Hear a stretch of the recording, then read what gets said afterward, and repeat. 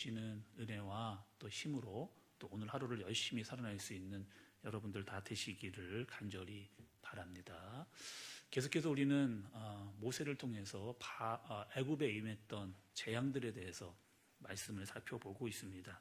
오늘 말씀은 5번째 그리고 6번째 재앙에 대한 말씀입니다. 먼저 5번째 재앙은 가축 악질에 대한 재앙이라고 볼 수가 있습니다. 동물에게만 미쳤던 전염병이고 오늘 말씀해 보니까 심한 돌림병이다 이렇게 말씀을 하고 있습니다.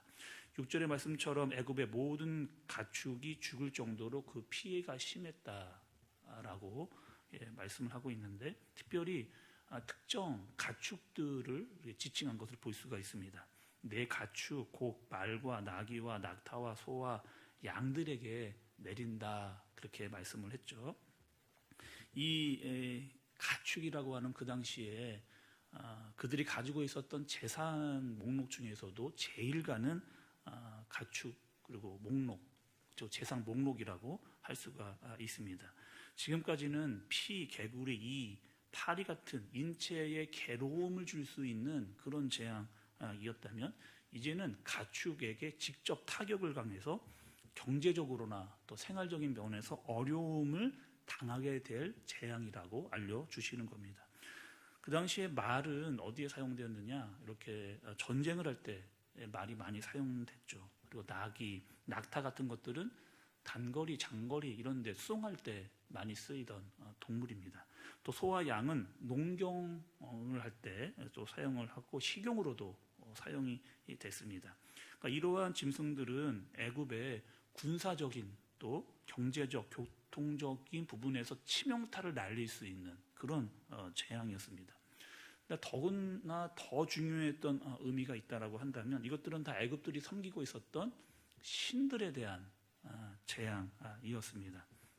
당시에 그 애굽의 가축들의 머리를 가지고 각종 우상을 만들어놨던 그런 신들이었습니다.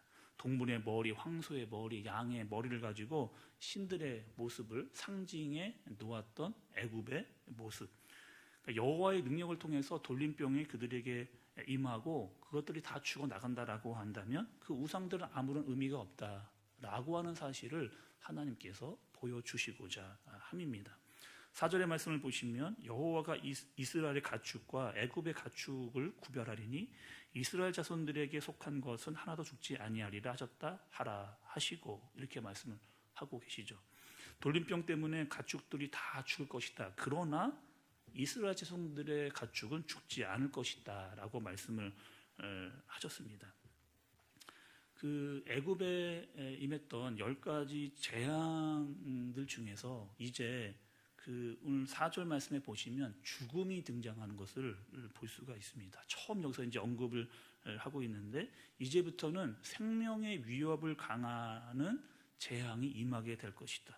회개하지 않으면 생명을 거두어 갈 수도 있다라고 하는 경고의 메시지를 알려주시는 겁니다. 6번째 재앙은 악성 종기의 재앙입니다. 모세와 아론이 화덕에 있던 죄를 둥큼 하늘에 날리니 온 땅의 티끌이 애굽과 짐승들에게 붙어서 악성 종기가 생기게 되는 그런 재앙이죠. 이 악성 종기라고 하는 원어적 의미가 있습니다. 이 뜻은 불에 탄다, 뜨거워진다, 끓는다 이런 뜻입니다. 그러니까 그 재앙이 시작되면 온 몸에 수포가 생기고 부스럼이 생기고 고열과 피부가 붉게 부풀어 오르는 그런 재앙입니다.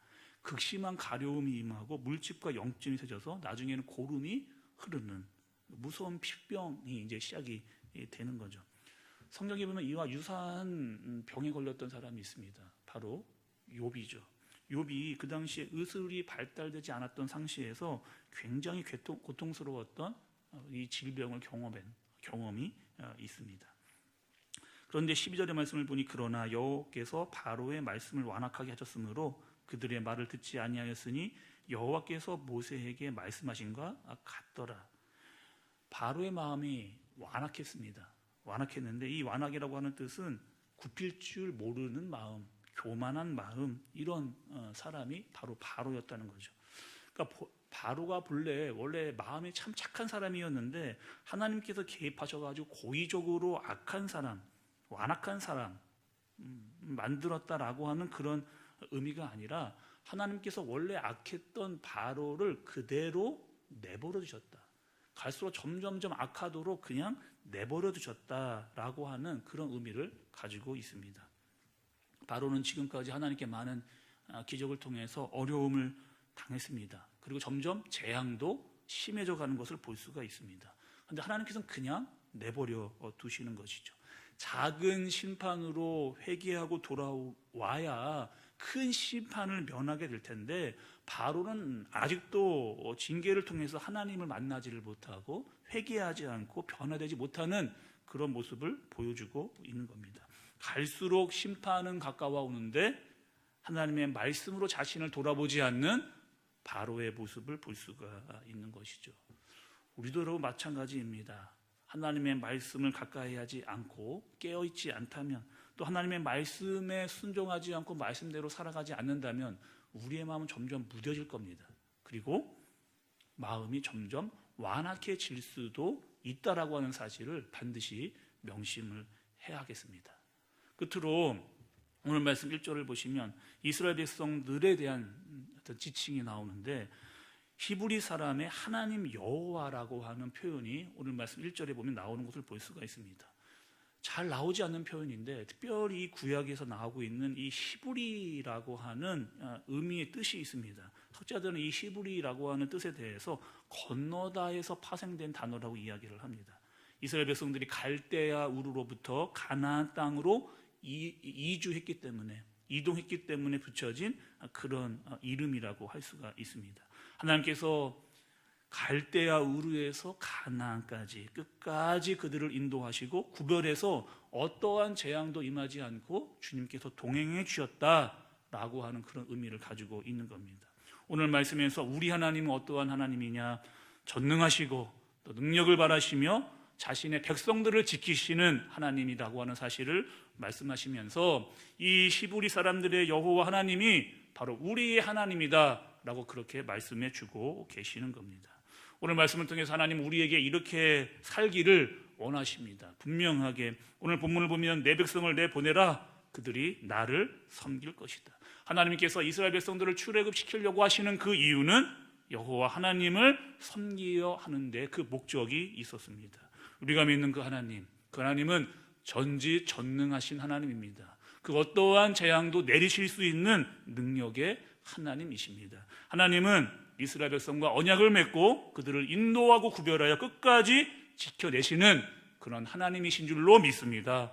히브리 사람이 하나님이고 그들을 구별하여 동행하고 지키셔서 하나님께서 원하시는 데까지 끝까지 동행하시는 그 하나님이심을 믿고 우리 또한 그 하나님을 절대적으로 순종할 수 있는 우리 모두가 되어져야 하겠습니다. 하나님의 백성은 하나님의 말씀을 듣고 따라가는 사람들이 백성입니다.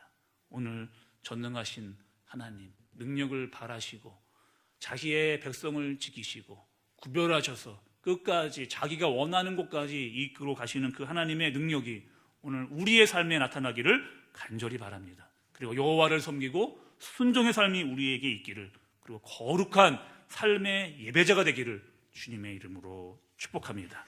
기도하겠습니다. 전능하신 하나님 아버지, 우리의 마음이 세상 가운데 살면서 완악해지지 않게 하여 주옵소서.